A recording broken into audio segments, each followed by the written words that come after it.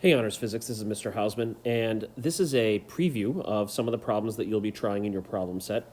This problem is found on page 20, and it is the first time we've seen a problem with total mechanical energy not being conserved all by itself.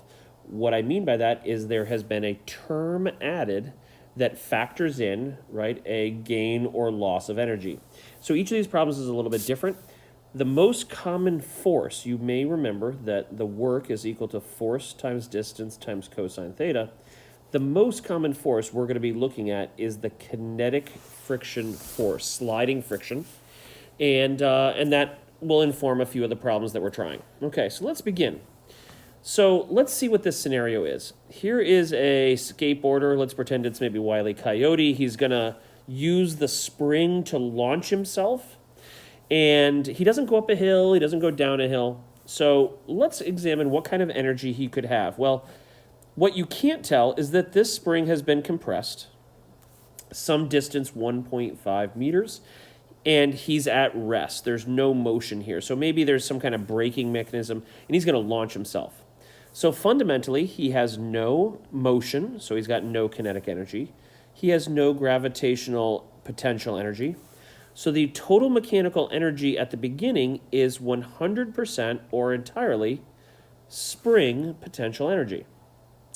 Later on, at position B, we're going to put an equal sign here, and I'll explain the gap that I just left, is that at position B, he gets launched, he may increase his kinetic energy, but by the time he gets to B, and it doesn't matter what he does between A and B, he clearly has no kinetic energy, because he comes to a rest, he stops at the end of the run. There's no height, so there's no gravitational potential energy, and there's no spring. So what kind of energy does he have? He has no mechanical energy at all. So we're just going to write in as 0 joules.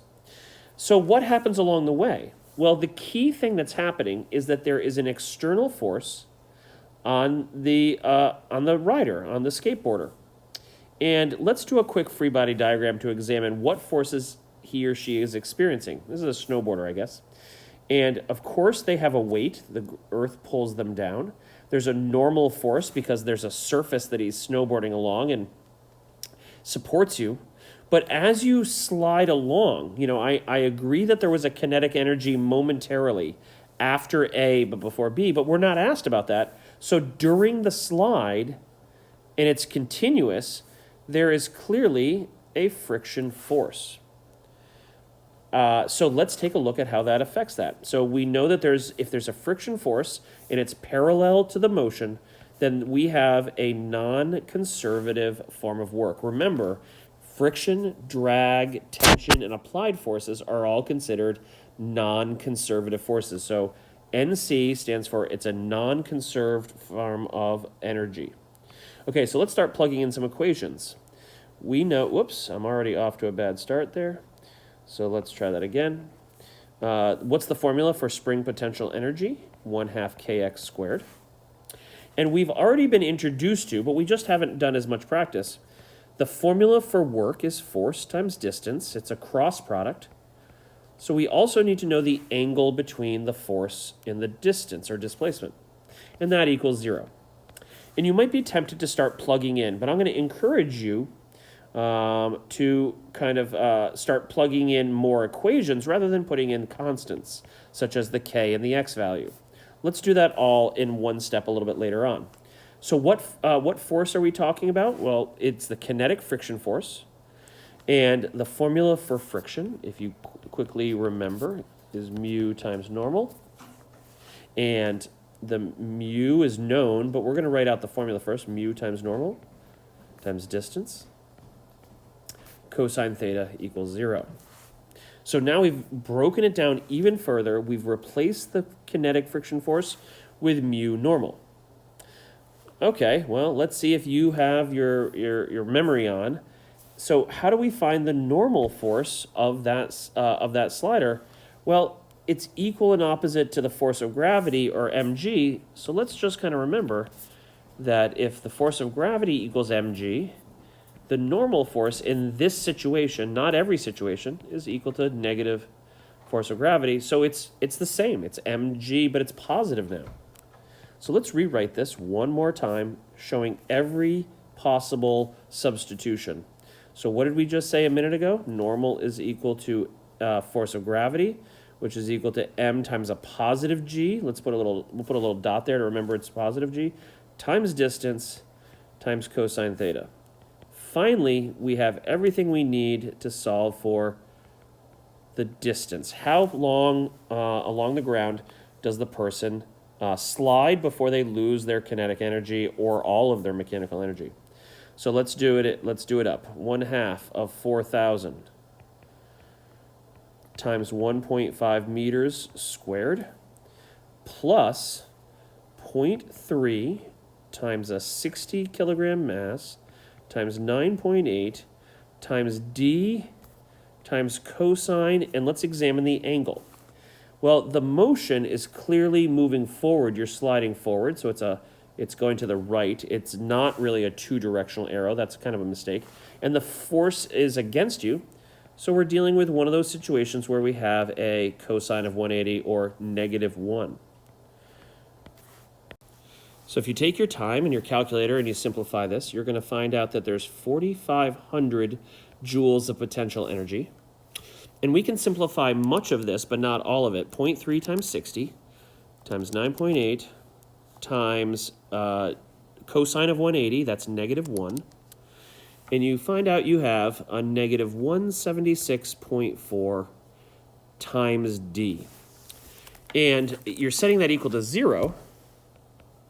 So what that's really going to do is it's going to set up a -176.4 times d equals -4,500 joules.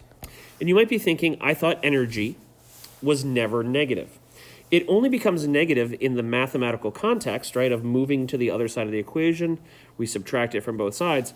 And in the end, we're going to get a positive distance of 4,500 divided by 176.4. And you find out that your distance is 25.5 meters. It would take 25.5 meters to slow that person down. We're going to do one more, and I know it makes the video a little longer. Hopefully you're watching the parts you need. So let's kind of zoom in here, and let's do another one. This time, we'll explain a few fewer of the steps. So at top of the hill, we have some height, we have some velocity, so we have potential energy, and we have some kinetic energy. Bottom of the hill at B, we've got kinetic, but clearly it's implied for this flat part, the 12 meters, we also have a force that is causing some work to be done. And I bet you can already anticipate it's negative work because friction is against you. So we've got mgh plus 1/2 mv squared plus force of kinetic friction times distance times cosine.